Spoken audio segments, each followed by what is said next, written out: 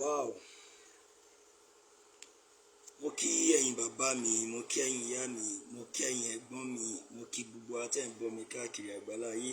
Èmi ọmọ yín Comedy Mayor náà ni òpó kò ní sú wa, kò ní rẹ̀ wá. Báyìí máa ń sọ pé odò agbéwà kò ní gbé ọ̀dàlẹ̀. Ẹ̀yin láwọn máa bá, àwa lẹ́wọ̀n máa rí. Àkọ́kọ́ ni mo kọ́ kí ọba dẹ́dọ̀ ọba ṣẹ̀dá, ọba tó ní ká máa bẹ tá sì ń bẹ, ọba tó ní ká máa wà tá sì ń wà. Ọba tó dá wa sílé ayé tó ní ká máa ṣe ilé ayé.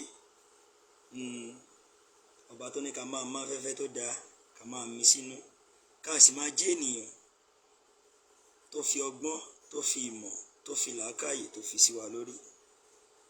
Mo ṣèbà Ọlọ́run.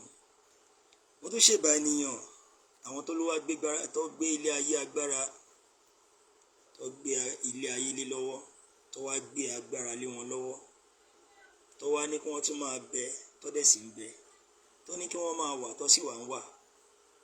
Mo kí gbogbo àwọn ìyàwó ọ̀pàkẹ́, ọ̀làkẹ́, alágogo, idẹ, torí ẹni tó bá ní tobìnrin báwo, ẹni yẹn ti kú wọn tí ì sin. Mo kí gbogbo ẹ̀yin ìyá wa. Bẹ́ẹ̀ náà ni mo kí gbogbo ẹ̀yin ládé. Mo kí gbogbo ẹ̀yin níjòyè.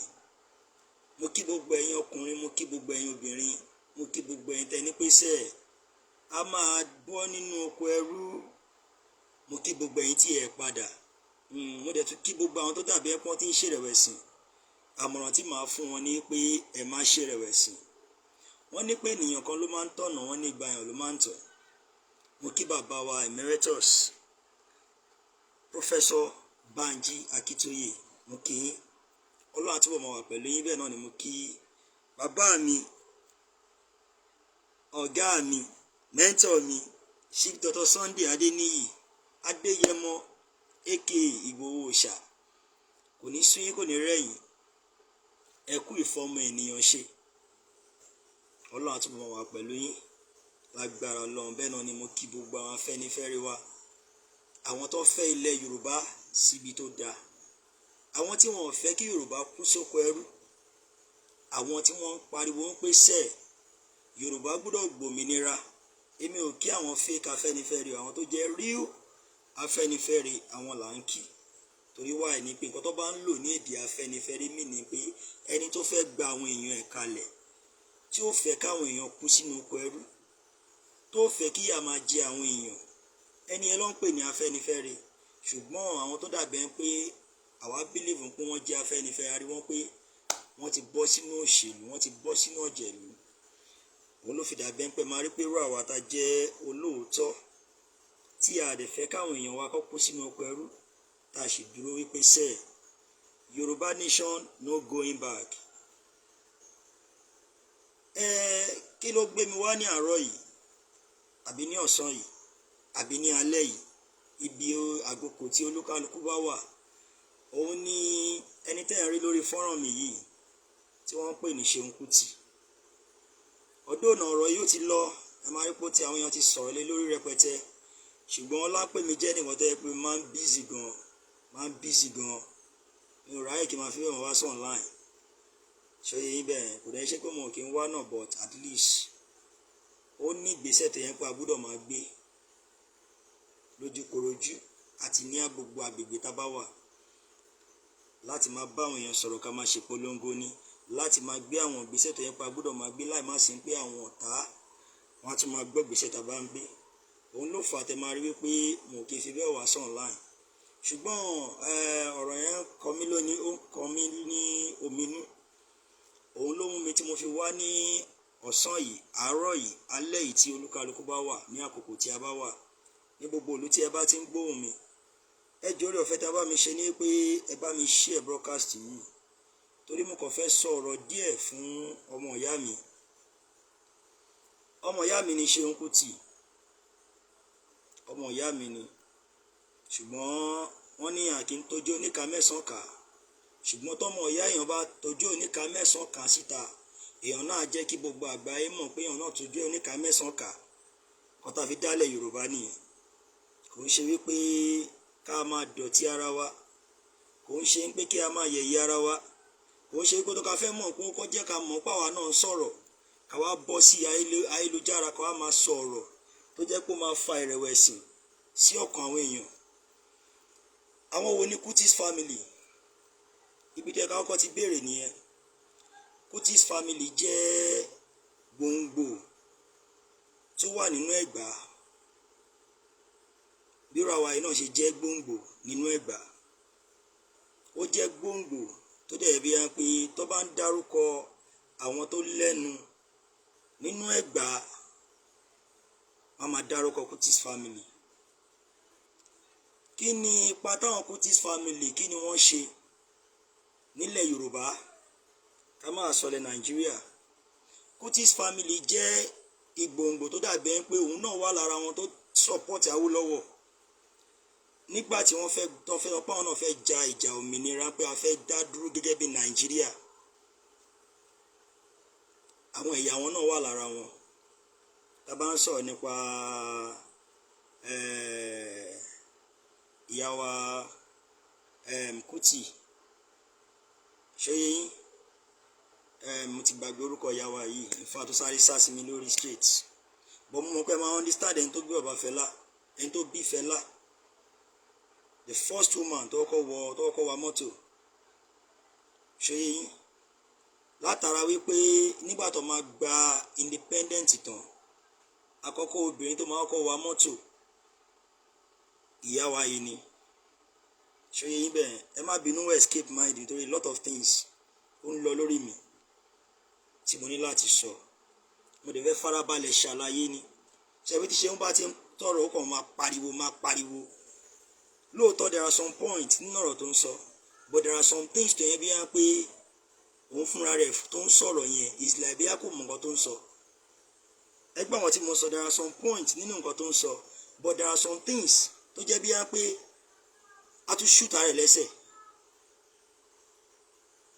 Ṣé yín, ibi tí mo dẹ̀ ń lọ ni wípé Kuti ní àmì nínú Nàìjíríà, which is Kuti's family. Ṣùgbọ́n gbogbo ìjà tẹ́ bá rí tí Kuti ń jà, àti Fẹlá ni o, àti Fúnmilọ́lá, Fúnmiláyọ̀ ni, Fúnmiláyọ̀, I think Fúnmiláyọ̀, Ramson Kuti, àti Fúnmiláyọ̀ ni o tó jẹ́ ìyá Fẹlá, àti Fẹlá ni o. Ìjà tí wọ́n ń jà ni ìjà pé there has to be a justice, there has to be a peace, there has to be equality. Are you getting my point? Nǹkan tí àwọn Kuti's family tí wọ́n ń jà ni wọ́n ò dẹ̀ jà lórí ethnicity kan, wọ́n ń jà lórí Nàìjíríà. Ìjà tí wọ́n ń jà nìyẹn.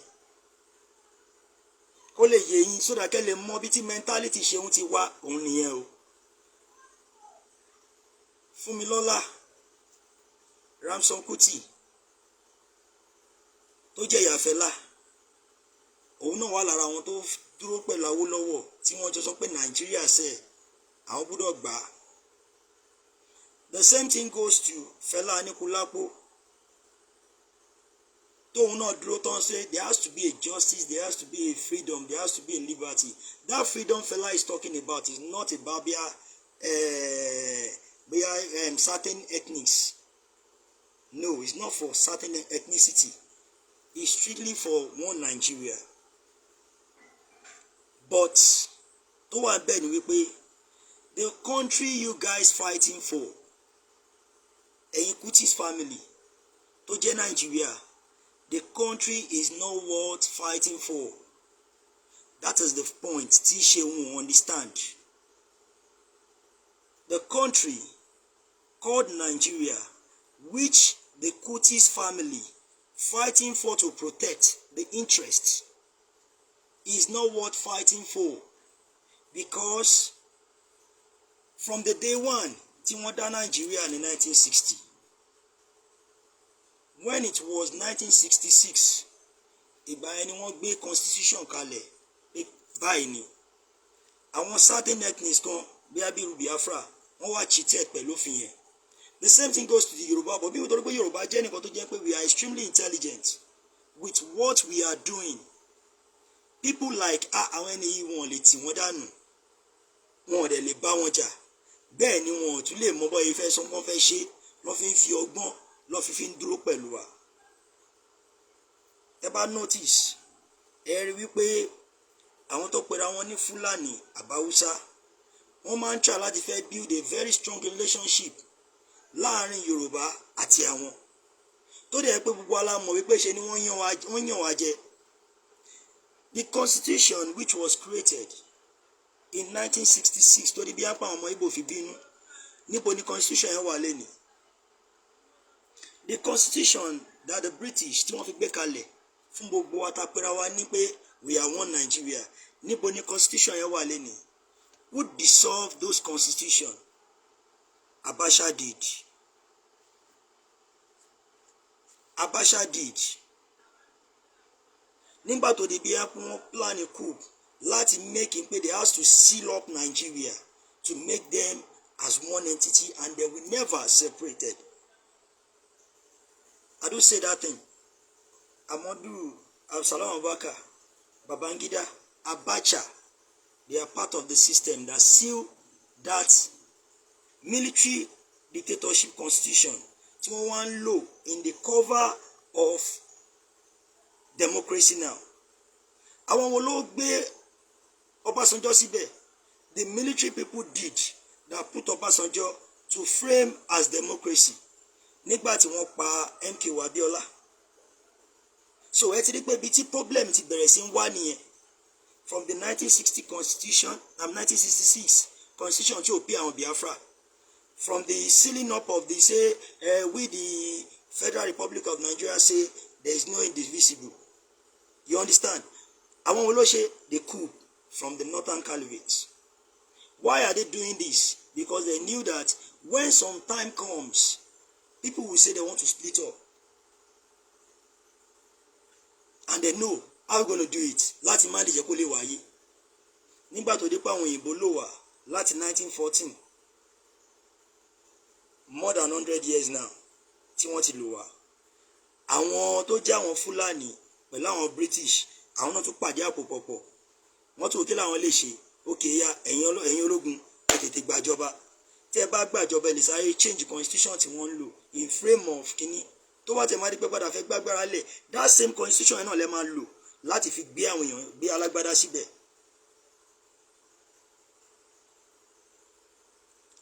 Wọ́n gbé interim Ṣónẹ́kàn síbẹ̀ tó jẹ́ ọmọ Yorùbá. Kí ló padà ṣẹlẹ̀? Wọ́n lè dànù. Abacha overthrow. Babacha ṣe overthrow, bọ́ bẹ̀rẹ̀ sí dissolve everything. Tó yẹ bí abúmọ̀ pé ó lè jẹ́ kó dàbí ẹ́ pé everybody máa lò máa ní pé sẹ́ẹ̀ tó at least òfin báyìí. Wọ́n sáré dissolve everything. And you Seun Kuti can't reason very well. It's not about shouting. It's about making point in anything you are saying. Ọmọ Yorùbá ni mí, Ẹ̀gbá ni mí. We know the facts. Let's say the facts. Now, I said you don't know what you want. Your father is an activist. Your father is an activist, which the world knows. The man fought and he stand tall. But you mention statement that makes me to intervene. If you don't mention my own father, my own mentor, Chief Dr. Sunday Adeniyi Adeyemo, I will never come out for you. Wọ́n ní nínú ká máa géèyàn jẹ, wọ́n ní lára ẹnìjà wà, ọmọ ìyá mi. Nínú ká géèyàn jẹ tó bá rí pé ẹni yẹn lágbára tó ṣe kíní, wàá gbé jẹ, á lè pariwo síta. Are you for kí ni nǹkan tó yẹ pé you are for? Because I've never seen anything you have really achieved for even Nigeria, àbí ilẹ̀ Yorùbá. But o kàn lo influence bàbá ẹ to be doing things you are doing, to make the world to know you, to be the voice of maybe saying all kind of things you like, anytime you like it. But you need to reason, brother. Ọmọ ya, ronú, sit down and think twice. This same Nigeria government killed your grandmother. This same Nigeria government killed your father.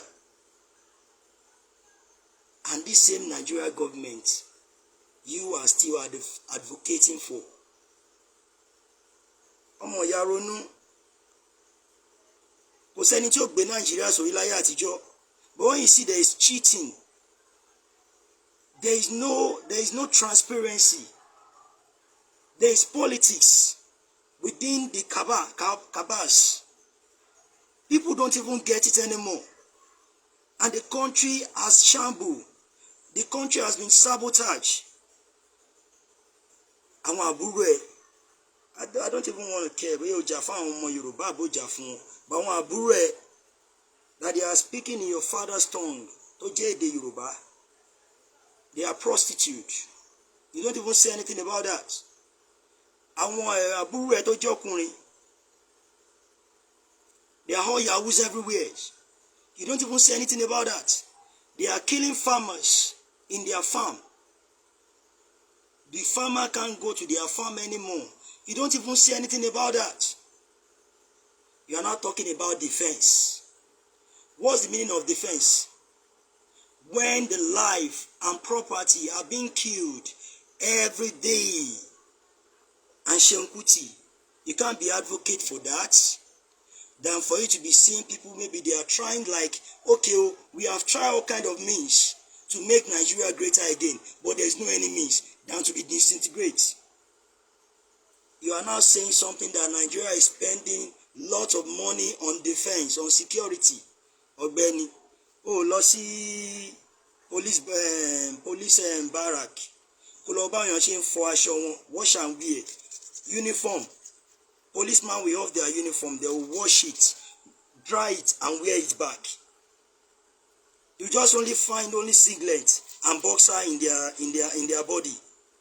I think you don't have opportunity to go to that place and see what's going on there. The same goes to our soldiers, sending them to Sambisa to go and die, using them as a trash without no any compensation. Seun Kuti, you don't say anything about that. But when you see somebody that stand for their right and say this is what we want, you be against that person. Ọmọ tó bá sọ lẹ́nu ó sọ àpò ìyàkọ́. We the youth, the Yoruba Nation, you will not support you on that kind of thing. We will be against you. Ọmọ tó bá sọ lẹ́nu ó sọ àpò ìyàkọ́.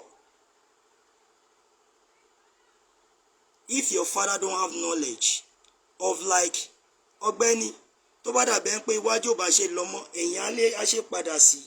Kí ló ń pè lẹ́yìn yẹn ní pé Yorùbá, ilẹ̀ Yorùbá, we must protect it as we the youth. Invaders everywhere, kidnappers everywhere in our bush. You never say anything about that. But being selfish on your own interest. You are now mentioning my own boss, my own mentor, Chief Dr. Sunday Adeyemo. Kò gba ẹnu ẹ̀. Kò gba ẹnu rárá. In fact, wọn ò bí ẹ̀dá ibi tí Chief Sunday Adeyemo bá dúró sí ò lè débẹ̀. Seun Kuti, ò lè débẹ̀ rárá. We are fighting for the people, over 60 million population in Nigeria, especially the Yoruba ethnics in Southwest, not individual, my brother. Why I say you don't know what you want? Thank God you speak some truth sometimes, but when you say the things another way, because all your truth you are saying, no solution. Ọ̀tọ̀ ni kó máa sọ̀rọ̀ lórí social media. Ọ̀tọ̀ ni you yourself to rise up and do what the needful. What have you ever achieved? You are using your father's legacy to be doing things you are doing, my brother. Your father's legacy, you are using it. Where is Femi Kuti? Femi Kuti, where he is now? Opening shrine, corrupting the Yoruba people or the Nigerian people, letting them to be coming to their shrine and be paying tickets to watch you guys. So you guys are following your father's legacy. But that does not mean she don't say the truth. Somebody die one day. Something kills a man. Either you speak the truth, you die, or you lied, you died. But what you say or what you do when you are in life, that's what the people will say about you, my brother. Wake up, man. Wake up from your slumber.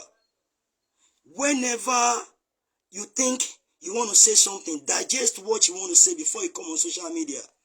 Don't rubbish anything that you know is from your gene, is from your origin. No matter anywhere you go in life, any what you claim as your indigeneousship is Yoruba land. You can never claim Igbo, neither claim Hausa or Fulani. Look at the way you do. You wear cowries as a chain, you do all kind of things, but in your mind is dirty. You are not for that ethnicity that you claim you are from. You are not that true indigeneousship the way you are from in your mind. It's not about what is in your outside. It's about what you carry inside yourself. I live and die as a Yoruba man, not as Nigeria. Because Nigeria is killing destiny. Nigeria is wasting life. You never say anything about that than to be saying you're trash, saying all kind of rubbish. You are talking about defense. What's the meaning of defense? Nigeria spends billions, trillions on defense. What is the achievement? What is the achievement? Even for the youth. Every youth now on social media, going on TikTok, going on Instagram, going on Facebook, insulting for revenue for them to survive with their family. And we say we have presidents, we have governors, we have every means. Stakeholders call themselves in Nigeria without nothing to show off. You graduate from university, 2122, you drop your certificate, go and be doing all kind of dirty job, doing a lot, doing prostitute, doing Yahoo. Is that thing we Yoruba supposed to be doing? Are you proud of that? One sọ̀rọ̀ nípa àwọn Nnamdi Kanu tó ń jà fáwọn èèyàn tiẹ̀. One sọ̀rọ̀ nípa Seun now target them as people working with bandits, people working with terrorists. Ojú ẹni ẹ lọ kò gba ẹnu ẹ àbí máyìká tẹ̀ máa sọ nǹkan tí ò dáa. I like saying facts. I will not say any abusable word. I'm sorry, I control my emotion. But please, brother, if you are benefiting from Tinubu or benefiting from anybody that think because that person has associated themselves with you, now think you rubbish the indigeneousship of the Yoruba, brother, cut off it. Don't think about it at all. If you don't have anything to contribute to the struggle, the way your father is trying to protect Nigeria then, for freedom, for liberty, for justice, and none of it was given to him. At the end of the day, what happened? He was killed. A proverb said, you run to fight for another day. I don't know anybody you are defending now, but I think Tinubu, that is the president now, he ran for his dear life. When he see the after his life, he come back. He's back now to be the president. And he's now the president. That is what they call wisdom. So if you see Seun is not in Nigeria. If you see Samepo is not in Nigeria, then know what they are doing, my brother. One more continue. Ìwọ bóyá wà ń sin wọn bí ẹ̀dá ìbéwọn ló kọ sáré gbá ọlọ́pàá létí ọlọ́pàá tó tiẹ̀ wá ṣe anything fún ẹ. Ìtorí bóyá pé o sọ̀rọ̀ òun náà sọ̀rọ̀ dẹ̀ gbá etí ẹ̀. Ṣé wo ò rí tó sáré fi kíní sí ẹ lọ́wọ́ bí ọmọ kékeré? It's not about making mouth. It's about doing it. What have you done? Ṣé o rí bí apẹ́ orin tó ń kọ yẹn àti ẹ̀gbọ́nrin ẹ̀rí àmọ́ nǹkan tó ń kọ àti ẹ̀ orin Fẹlá la fi ń wò pé yàpọ̀ ọmọ Fẹlá ló ń kọrin la fi ń wò pé ká gbọ́ nǹkan tó ń sọ àti I'd never even heard any lyrics from your song. You were still the one that still come out. That's why I say you don't know what you are doing. You were still the one after to the bí apá àwọn kan pariwo Biafra claiming they want to, the Igbo claiming, say the Igbo in Nigeria is not Biafra. The Igbo in Nigeria claiming, because when we got in our freedom, Biafra know their lane. The Yoruba people know their lane. Ilẹ̀ Odùduwà lọ́dọ̀ tiwa. Ilẹ̀ Biafra ọ̀tọ̀ ni, so kò possible. Nígbà tí bá ń ṣèdè mi ṣó ya wèrè olè wá bá mi lórí ilẹ̀ mi, olùfẹ́ wá claim ẹ̀. So it means it's not the Biafra people that wants to take over Lagos. The Igbo in Nigeria that wants to take over Lagos. So all kind of history coming out. All kind of history coming out. Like Ilẹ̀ Igbo, Ilẹ̀ Lagos is no man's land. Are you ṣé gbogbo àwọn tó pera wọn ní wọ́n sọ lọ́rọ̀ yẹn ṣé wọ́n mọ nǹkan tó ń sọ ṣá? Ilẹ̀ Èkó is no man's land. Tó dẹ̀ bí wọ́n pé àwọn tó tẹ̀bẹ̀ do àwọn ọmọ Yorùbá ni. Nígbà tó yá wọ́n rí pọ́n àti kọ́ńkà wọn lórí yẹn. Àwọn ọmọ Igbo tó wà nù tó ń sọpọ́tì wọn Nàìjíríà ni o. Nígbà tó yá wọ́n tún deviate kúrò ń bẹ̀. Wọ́n tún bọ́ sí àwọn Edo. People don't understand the mystery among the Edo and the Yoruba people. So part of the Edo people, they are Yoruba people.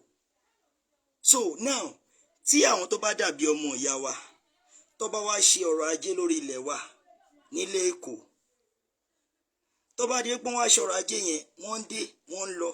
Kò dẹ̀ sí bóyá fẹ́ tó bá wá ṣe ọrọ̀ ajé tó bá rí pé ibì kan ọkàn ẹ̀ balẹ̀ ń bẹ̀ wá ní fẹ́ kọ́ àbà kan síbẹ̀. Abalawa Yorùbá máa ń pè, àwọn Fúlàní máa ń pè ní ìgà. Àwa Yorùbá àbà ní títí wa, àbà. So àwọn Edo wọ́n kọ́ àbà kékeré kan síbẹ̀. Níbẹ̀ wọ́n fẹ́ pa ẹni báyìí làwọn fẹ́ tó máa dàbí kábíyèsí àwọn. It's a small place. Ẹ tún wá wo ọ̀rọ̀ yìí. Àwọn tó pera wọn ní Portuguese wọ́n kọjá bọ̀ ni tó fi gba Edo kọjá. Nígbà tí wọ́n dẹ̀ gba Edo kọjá, wọ́n dúró síbẹ̀ kíníkan from there wọ́n wá sẹ́kù. Ṣé wọ́n wá sọ stupid statement wípé àwọn Portuguese ló ní Èkó? Ẹ bá ń bẹ ṣé ọ̀bọ̀n yẹn ti mú gbó ni? Kò possible. Bẹ́ẹ̀ náà lẹ́dó náà kẹ̀dẹ̀rí. Edo lè gbé ilẹ̀ wá láti Edo state kó wá gbé wá sí orí ilẹ̀ Èkó kọ́ níbi àpàwọn làwọn lẹ́kọ̀ọ́. Kò possible. Bẹ́ẹ̀ kẹ́ ni àwọn kan wà nínú àwọn Edo tó tún wá jẹ́ ọmọ Yorùbá. Ṣẹ́rí pé ó lọ́ mọ́ra wọn. So tẹ́nìkan bá wá sọ pé àwọn Edo ló ní Èkó, àmọ́ àwọn òpin sáwọn ilé iṣẹ́ ọmọ nǹkan tó ń sọ. Àwọn tó bá bẹ̀ ń kọ́. Àwọn tí wọ́n bá bẹ̀ ń kọ́. Kí n bó lẹ fẹ́ fi wọ́n sí? So these are the things we need to consider. Before we say anything from our mouth, let's first digest that words. Deeply inside of us. Kó tó di pé a gbé síta. We should don't be shooting ourselves on the leg by ourselves. I don't know what you're fighting for now. Let me tell you, Fela is not hero for Yoruba. Fela ò jà fún Yoruba. Fela is fighting for one Nigeria. But ó kàn wá justice, ó ń wá liberty, ó ń wá equal right nínú Nigeria ni. Iṣẹ́ tí Fela ń wá nìyẹn. Ìyá Fúnmilọ́lá, bóyá Fúnmilóyè, Fúnmilọ́lá, Ramson Kuti. Ṣó yé yín bẹ́ẹ̀ yẹn? Ìyẹn náà ó jà fún Nigeria ni. Ìjà tó dẹ̀ jà kẹ̀dẹ̀dẹ̀ àwọn náà wà lára tó jà fún independence. So wọ́n jà fáwọn obìnrin tó dàbẹ̀ ń pọ́n wọ́n rí pé àwọn ẹni ìyà ń jẹ wọ́n, àwọn náà dẹ̀ dúró tán. So ní jíìnì tẹ̀yìn tẹ́ jẹ́ Kuti, you have been an activist. We respect you for that. But you will not be trashing our indigeneousship, all for your own family selfish interests. Your father fought and died for justice, for liberty, for good Nigeria, but he never achieved it. Even you never fight for anything. Tell me what you say. Tell me what you achieve. Femi just kept silent. Femi Kuti kept silent. Mami sọ kíni Femi. Orí tí mo gbọ́ tí Femi kan gbà ní bam bam bam, adults they go bam bam bam, kíni mini bam bam bam. So make your business in your shrine. Má ta sí nǹkan tó ń pè ní nǹkan Yorùbá. Chief Sunday Adéyẹmọ tó dárúkọ yẹn ó ju bàbá ńlá kù bàbá ẹ̀ lọ. If you don't know. Because what your father failed to do, that is what Chief Sunday Adéyẹmọ is doing right now. If it is your father they went to go and attack in his house, wouldn't they capture him like a chicken? They would do. The same thing. Look at what happened to Chief Sunday Adeyemo. They met him inside. And he left. He will look at you, chicken jade. So you're not comparing, saying trash on Chief Sunday Adeyemo. Join now. I'll say it. Let's say the facts. No matter táwọn British bá wá colonize wa tó bẹ̀rẹ̀ sí ń gbé gbogbo ìtẹ̀ ń sọ òyìnbó wèrè. Èmi ò ráyè, I digest my English. So yẹ bẹ́ẹ̀ máa mix ẹ ni. I will mix my own English. And before saying anything out, I will digest it very well. Not like you just saying trash. Is it by putting tattoo, doing all those things, smoking weed? Òun ló fi mọ̀ pé ó ya wèrè ni. Àwọn tó ya wèrè jù ẹ́ lọ́pọ̀ náà. Ya wèrè tó lè ya wèrè kẹ́dẹ̀ rí o lè dá rìn, o lè dá jáde, kó bọ́ sí ìgboro kó ní kọ́ rí ẹ. Kí irú àwọn tó yẹ kó jẹ́ lion tó wà nù gbòòrò tó wà nù grassroots kọ́ rí ẹ. O tó bẹ́ẹ̀. Wàá máa sọ pé ó fẹ́ ba nǹkan táwa ń ṣe jẹ́. Ìpọ̀lẹ́ máa pọ̀ pẹ́ ò tó bẹ́ẹ̀ sẹ́. So, do your own thing. If you know you can't join us, don't be against us. Just be on your own. My brother, we know the fight that Yoruba people fight when you were arrested. Ìjà tó yẹ ká máa jagun tó ta tó kàn wá tá bá wo ìwé bó ṣe ń hùwà. A kò ní ta sí ẹni, a kò máa wo ń tiwa bọ̀. We are part of the people tó yẹ pé a pariwo níbi kó fi ẹlẹ̀. So what are you not saying? So if you are saying any stupid history, you keep saying all kind of history tí ó kàn wá. O ti ẹ̀ sọ history nípa àwọn tó jẹ́ àwọn tó bí ẹ, àwọn tó jẹ́ bí tó ti bàbá ẹ ti jáde wá, bí ó ṣe dípò àwọn bàbá ẹ ṣe exist, bóyá ibi kú ti ṣe jáde, àwọn oríṣiríṣi orúkọ o ti ẹ̀ gbé jáde. But àwọn nǹkan tí ó kàn ẹ́, bí kò máa sọ̀rọ̀ nípa Portugal, bí kò máa sọ̀rọ̀ nípa British, bí kò máa sọ̀rọ̀ nípa government, ní gbogbo nǹkan tó dẹ̀ ń sọ kẹ̀dẹ̀rẹ̀ kò náfààní tó ń ṣe fúnlẹ̀ Yorùbá. Ṣérú wọ ìlú wọn sọ bí wá pé wàá máa sọ pé fọ́kọ́ máa táàgì Chief Sunday Adeyemo as terrorist, ó tún wá ń kó wọn máwọn Fúlàní. The bandits are totally different. And who made all these bandits is Buhari now. Muhammadu Buhari ló create àwọn bandits now tó fi dé wọn bẹ̀rẹ̀ sí ń dà lóru. You know all these things, but you can't say it, bro. Because you have a voice in the influence of your dad. Now think you'll be saying rubbish. Àwọn tó jẹ́ àwọn ọ̀dọ́ mi gan tó dàbí ẹ̀ ń pé àwọn máa wò pé ṣọ́gbẹ́ni ìmọ̀ nǹkan tó ń sọ ṣá. You are confusing the youth. Because the youth self don't even want to care to even make any research anymore. But what they hear from your mouth, they will thought is true. We are not against the Biafra people. The Southwest Yoruba Nation youth are not against Biafra people. Let them fight for themselves. We are fighting for ours. But you, when you know you don't want to support any of them, just kept silent. Because you don't know what you're doing. You don't know what you're saying, bro. It's not about going outside the country, go and study there. It means you are intelligent. No, it's not about what you read in book that the British cook for you. Now think that's what you'll be saying, and people will be thinking it is facts.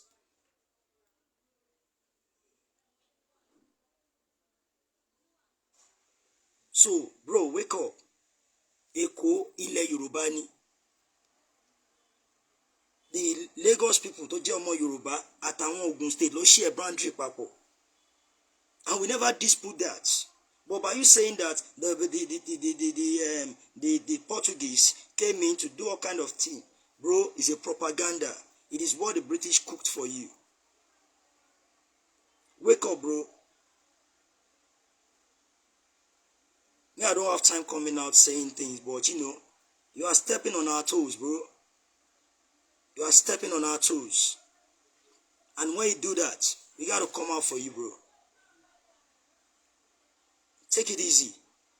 Táyé bá ń yé èèyàn máa ń fura ṣe ni. Ìwọ ìkẹ́gẹ̀rẹ̀ rè bàbá ẹ̀ influence bàbá ẹ̀ ló fi ń mí. You don't achieve anything. You don't invent anything. You don't do anything. People don't even gain anything from you. Than shrine. Fela shrine. Are they calling Seun Kuti shrine? Ìgbà tí Fẹ́mi náà máa wò pé Kini ike, you shouldn't be like my own father alone. Let me to build shrine. You have turned it to investment. All the song you are singing, do you think is from you? It's what your dad has written down. That be our country got to log bejade. Don't car. Only thing calling to one cognition young body. What you are doing that your people don't enjoy, that they didn't even celebrate you with it. They didn't benefit anything from it. If not for social media, who will hear about you? Please don't rubbish Yoruba Nation. Yoruba Nation, they are fighting their cause on a diplomacy way. Intellectual, a great professor, brave lawyer, brave professor, brave warrior. That Chief Sunday Adeyemo that I just mentioned anyhow. Ọ̀gbẹ́ni Ọlọ́run àwọn kan ni o. Messiah àwọn kan ni o. Please, bro, don't try that mistake anymore. It's a mistake. I call it. Don't try it anymore. Because ọmọ tó bá sọ lẹ́nu sàpò yàkọ́. You can never go and claim indigenousship in the northern place, Fulani or Hausa. You can only claim indigenousship in Yoruba land. But if you have destroyed the place because of your bad mouth and your selfish interest, and think maybe you are saying fact, Ogbeni, you are not saying fact, you are saying trash. You are saying trash. And that's the only final thing we can do. Because the country called Nigeria is built on a Kaaba. And the people in the north are the one in charge. Get that fact to your score. And once they are in charge, they will never leave that power. Ahmadu Bello said it in 1960. Will prevent Nigeria as a next state for their forefather Madam Fodio. And the people that they thought they are intelligent in the south, southern territory, so including you, including southwest, including southeast, including south-south, they will render their efforts useless. I'm sure you will know how people DMing you, demanding for money every day. The way people coming to us for help, support. Are we the one that's supposed to be doing those things? We should don't be doing such things. The government's right to provide job for the people is not we to be doing such things. The government has to be giving mortgage to the people in order there should not be much poverty. Do we have it in the country? You never say such things. Like what my father said, Emeritus Professor Banja Kitoye, he says something. He didn't hear about it, talking about the people, but he's defending the government.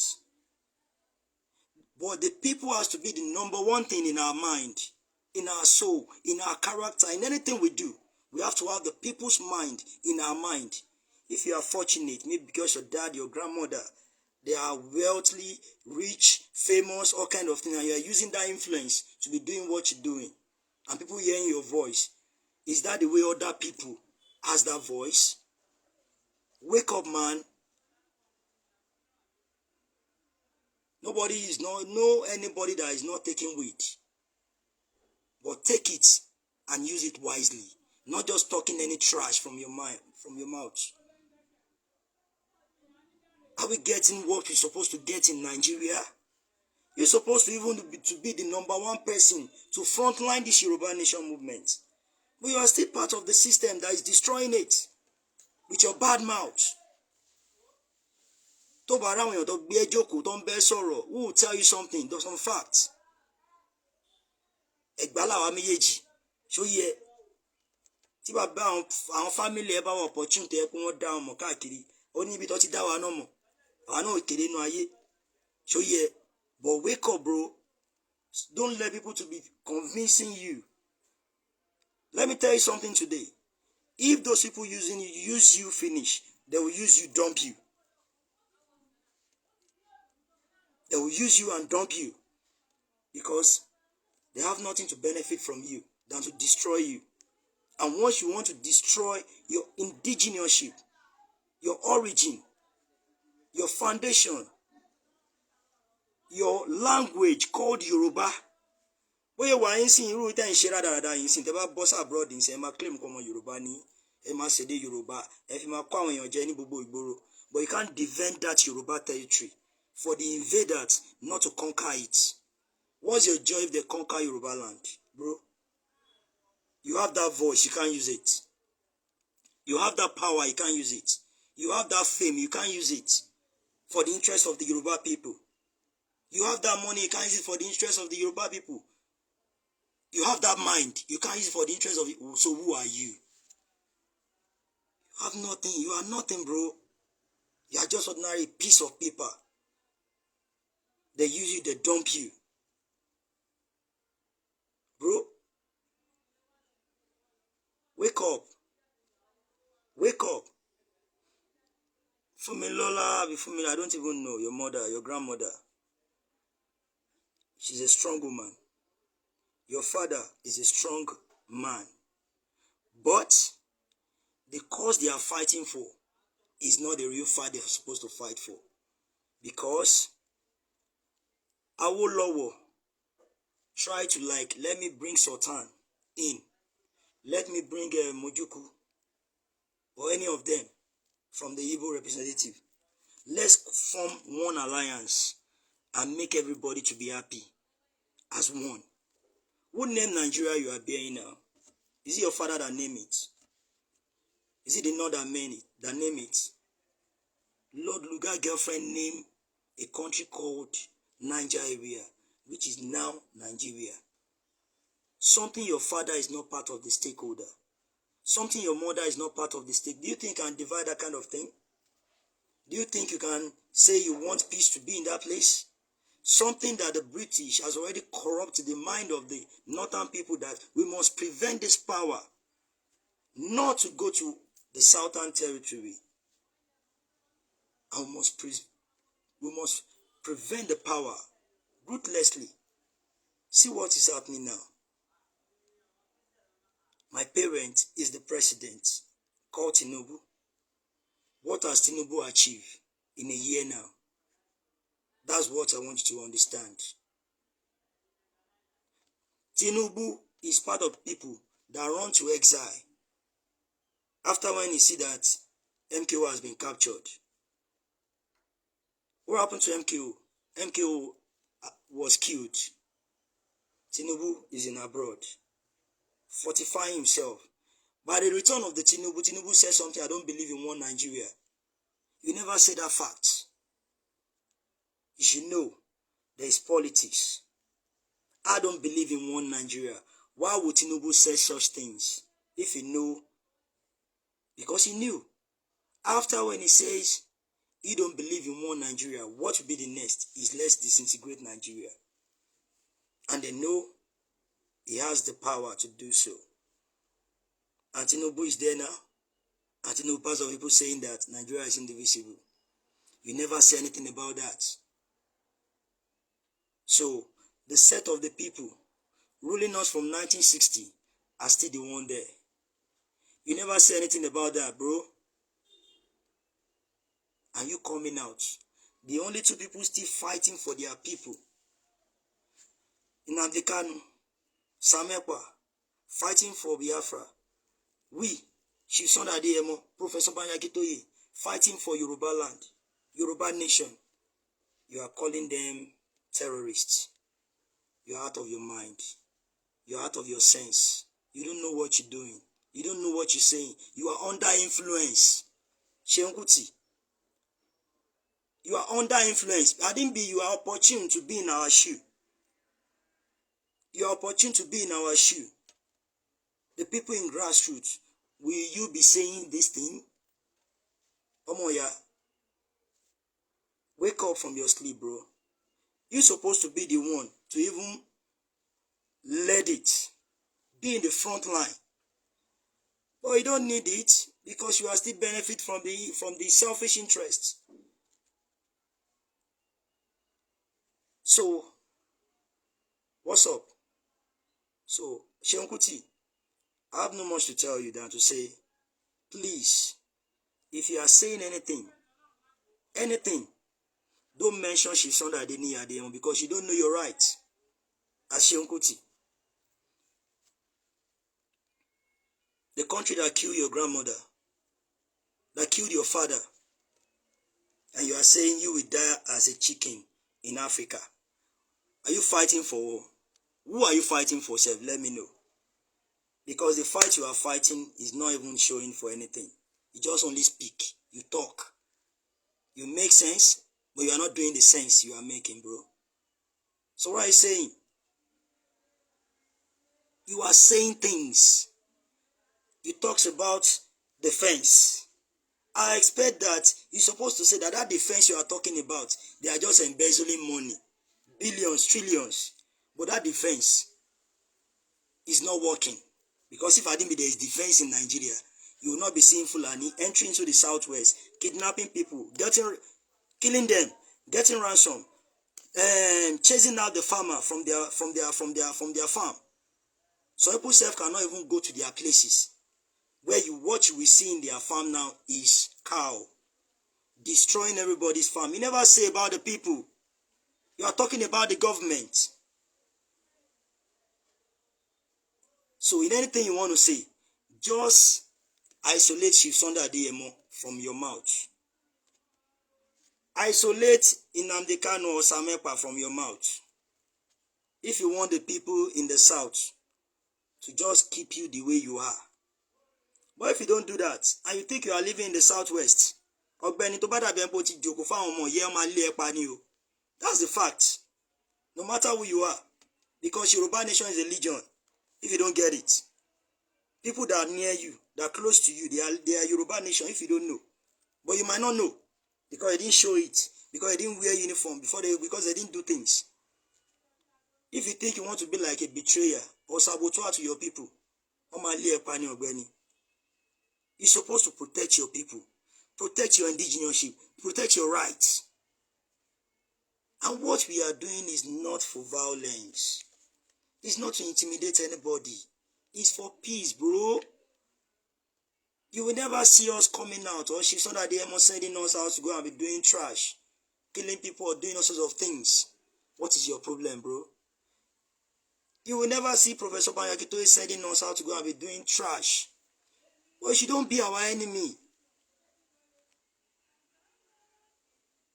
If you can't join us, leave us. But don't intimidate us. Don't make yourself as somebody to that be, you don't want to go. People that want to go, you don't want them to go. You just be like a standing block. Ọ̀gbẹ́ni ọmọ agbe ẹja ntoro ni o. Seun kuti. Ọmọ agbe ẹja ntoro ni o. If you know you want your life to be okay, o fẹ́ ká yé ẹ dá bó ṣe ń dá lọ. Ṣá ọ̀rọ̀ agbẹnu kúrò lórí ọ̀rọ̀ Yoruba Nation. Fílẹ̀ ká máa ṣe bá ṣe ń ṣe. So yeah, just fílẹ̀ bá ṣe ń ṣe. Don't abuse anybody, don't curse anybody, don't interrupt what we are doing. Just wake up. Take care of your family, take care of your children. If you think that maybe Nigeria has tired you, àbí ilẹ̀ Yorùbá ti táyẹ̀ torí ilẹ̀ Yorùbá náà ni ń gbé bàgẹ́, travel out, loss abroad, má pass anything pa Yoruba Nation. Gbogbo ohun tó dẹ̀ máa ń ní iná orí social media ni. O ò lè jáde, o ò lè dá jáde kó dá rìn. Lẹ́yìn kó máa rìn ní crew ẹ, ibi tó mọ̀ pé àwọn boys ẹ wà. Ìwọ kò lọ síbi tó jẹ́ pé kíní tó bá yà wọ́n ní mú ẹ mọ́ kọ̀rọ̀. Wàá mọ̀ kọ̀rọ̀ tó sọ yẹn jẹnu ẹ lọ.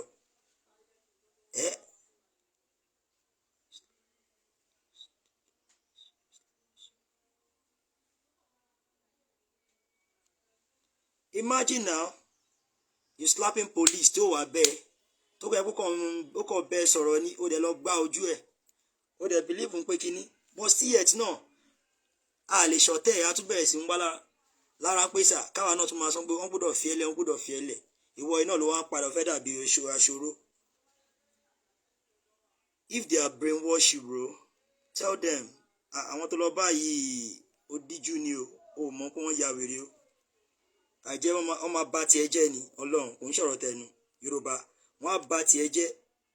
Akọ̀wà nulẹ̀ wọ́n á dẹ̀ máa pẹ́ tó ní get ayé ẹ̀. But we are not enemy to each other, bro. Do your thing, let's do our thing. But don't make the world, the international community think we are a terrorist. We are not. We have our team lawyer. We have intellectual professor, extremely intelligent, nínú movement yìí. If you are not thinking because of Seun Adeyemo are the one people talking about, not think you want to use that kind of aspect to enter into Yoruba Nation, Ọ̀gbẹ́ni, má try o, because it's our right. I will never sell my indigenousship because of selfish interest, because of peanuts. Tó bá dípò dàgbà lẹ́yìn tó bá tiẹ̀ lọ, your name will not be in book of record. Wípé o jà fúnlẹ̀ Yorùbá. Even fight for Nigeria, only your father will be in book of record. That your father fought for the freedom of for Nigeria. Grandma ẹ̀ wọ́n jà, bàbá ẹ̀ jà, orúkọ ẹ̀ kò lè jáde, orúkọ Fẹ́mi gan ò lè jáde. Torí why ni pé you are not part of it. You are just opportunists. That's it. You have been alive right now. We don't see anything you even do for the Yoruba community. So one single thing to ṣe fún Yoruba community. Àǹfààní wo ni wọ́n jẹ nínú fàílà kéèké máa níbi ẹ̀kẹ́ máa corrupt àwọn èèyàn kó máa lọ sínú shrine. Shrine tó wà ń bẹ̀ gan-an ẹ̀kọ́ ń pè ní shrine ẹ̀ tún fi ń burúkọ Yorùbá jẹ́ ni. Because kò sí nǹkan tó jẹ́ nǹkan ṣẹ̀ṣẹ̀ ń bẹ̀.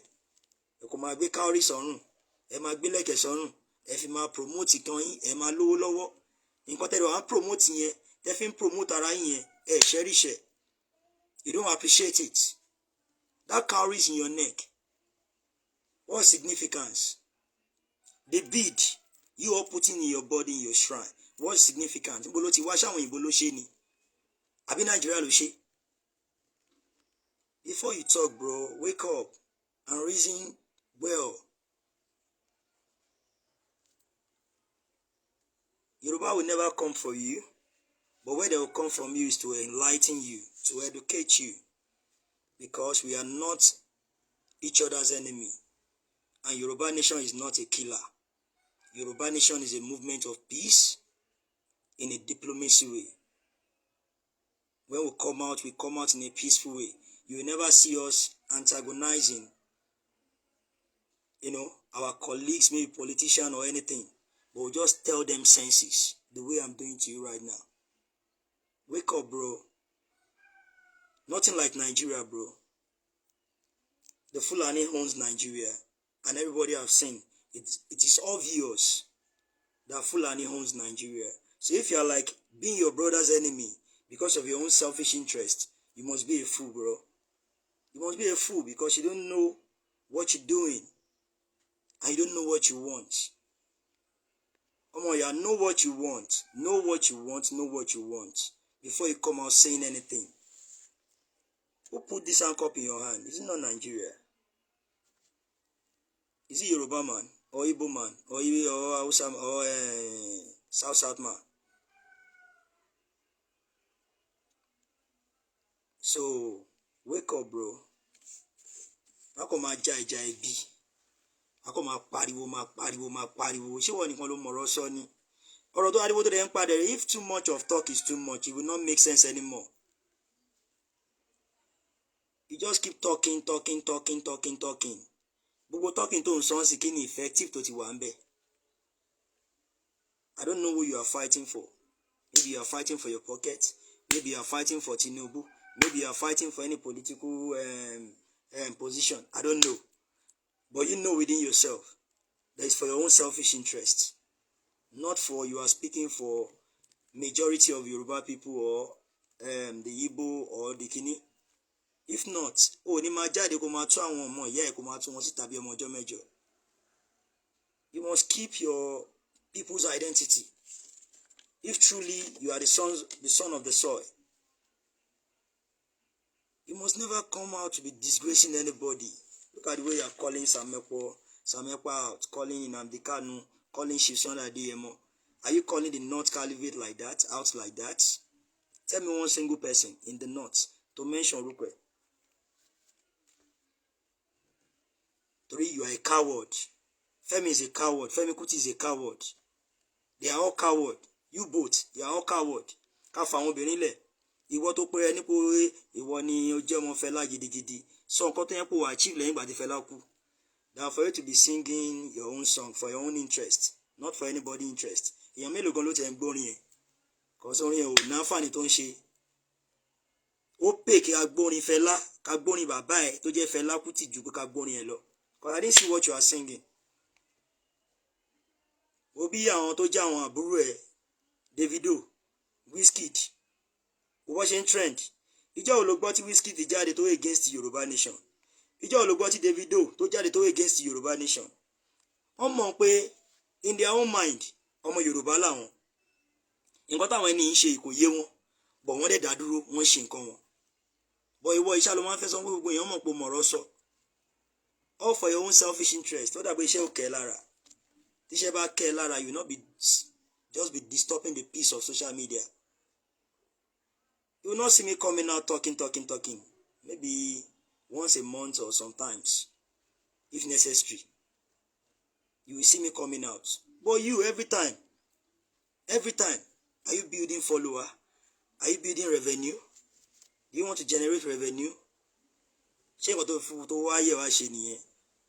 Instead of to focus on your career and be fighting for the freedom,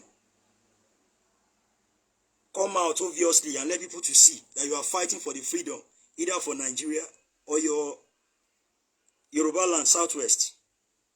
But I'm coming to be disrupting the peace of the social media. Wọ́n ní wọ́n kọ́ ló mọ̀rọ̀ sọ, àwọn tó mọ̀rọ̀ sọ pọ̀. Bẹ́ẹ̀ ló kàn wò pé wá, káṣá máa wò ṣá. Má fi rẹ́dẹ̀rẹ́dẹ́ fi yí wa lára. The Southwest youth don't support you because you don't know what you want, bro. You are all for your own selfish interests. You are protecting the interest of yourself, interest of your family, nothing else. Not for the interest of any ethnics in Yoruba land, àbí any ethnics in Nigeria. Ká máa sọ ilẹ̀ Yorùbá. Ilé bàbá ẹ̀ ní Abẹ́òkúta ń bẹ̀ ní Nepa Street. Wọ́n máa ń tìpa ń bẹ̀ ni. Ṣé achievement nìyẹn? Bẹ́ẹ̀ kẹ́ làwọn kan sùn lábẹ́ bridge tí wọ́n rí lé sùn. Ẹni pé ń ṣe museum, ẹ̀ ń ṣe tourist, bóyá tourism lẹ pé ni. Ẹ̀ ń ṣe ibi kan tourism. Àdúgbò sẹ́mu àdúgbò ìkẹ́dẹ̀rẹ̀ àwọn kan wà tí wọ́n nílé tó máa sùn, tó kàn sùn sí abẹ́ bridge káàkiri. Ṣé achievement nìyẹn? Ìwọ fúnra rẹ̀ ní Kalakuta, àwọn mélòó lẹ́ ń bọ́? Tó yẹ pé homeless people tẹ́ ń bọ́, tó yẹ gbogbo èèyàn mọ̀ pé ẹ̀yin lẹ́ ń bọ́ wọn. Kó tó di pé Fẹ́mi Kuti náà tó lọ dọ́kùnrin náà tó lọ kọ́ shrine tọ̀dọ̀ tiẹ̀. Èèyàn mélòó ló ń bọ́? Is that shrine to corrupt the people or to benefit the people? You don't talk about disadvantage. Tá a rí nínú Nigeria, you are talking about defense. Defense in what essence? Ṣé Nigeria wá defense ni? If Nigeria need defense ni, they close your border in Southwest. In the north, they open their own border. They are bringing things from there. And even that Southwest that they close the border, Bua àti Dangote ní access láti gbé nǹkan wọlé, láti gbé nǹkan jáde without anybody challenging them. Do they do that to your own family? Do they do that to the Yoruba race? But there are some facts you guys need to say. You will not say. Because ó won't benefit látọwọ́ àwọn ẹni yìí. Ọ̀gbẹ́ni má dárúkọ ṣe sọ́ra di ẹmọ mọ́ o. Tó bá dárúkọ máa gbé ológun fi máa ṣépè fún ẹ tó máa wàá rìn lọ ni. Ó máa rìn lọ ni. A máa gbé olúgbòhùn jáde a máa fi ṣépè fún ẹ. Tó máa rìn lọ, wàá já sọ́jà. If you can't join us, leave us. Don't be an antagonist. The people that wants to go, that need the freedom, wants to go. But you have been like a standing block to block them in order not to pass. Tagging them as terrorists on what? The person they call terrorist will be the one to be disturbing the peace of the indigeneurship. But the person you are mentioning now, when you mention Chief Sunday Adeyemo in Yoruba land, people will say is their hero. When you mention this same in Nnamdi Kanu and Samuel, there are people who say they are their hero. And you are constituting nuisance on social media. I don't know the interest of the people you are supporting. Maybe for your own, or your family, or for the government, for the governance. Ọ̀gbẹ́ni, wake up, oh. Wake up. Wake up. We don't have time to be ranting. We believe in action. You understand? We believe in action. And action speaks louder than voice.